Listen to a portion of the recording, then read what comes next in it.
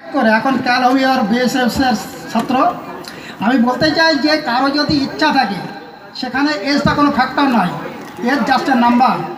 মানে যেরকম আমরা 1-2 করে গুনি, সেটা বয়সটা আমার গুনতে হবে যে আমার 80 বছর বয়স হলো, 60 বছর বয়স হলো, পরীক্ষা দিতে পারবো না। কিন্তু প্রদীপদার একটাই সবারকে সাজেস্ট করতে চাই যে ইম্পসিবল ইজ নাথিং, অসম্ভব বলে কিছু হয় না। তোমরা লেগে থাকবে, বিশেষ করে ইয়ং জেনারেশান যারা একবার ম্যাক্সিমাম 2বার কি 3বার দেওয়ার পরে গিভ আপ হয়ে যায়, তারা বলবে যে না আমার দ্বারা আর কিছু হবে না। আমি তাদেরকে উদ্দেশ্য করে একটা অ্যাডভাইস দিতে চাই যে প্রদীপদা যদি পারে, কেন তোমরা পারবে না? তোমরা লেগে যাও, গোল দেওয়া পর্যন্ত না দেওয়া পর্যন্ত তোমরা থামবে না, গোল দিয়েই ছাড়বে।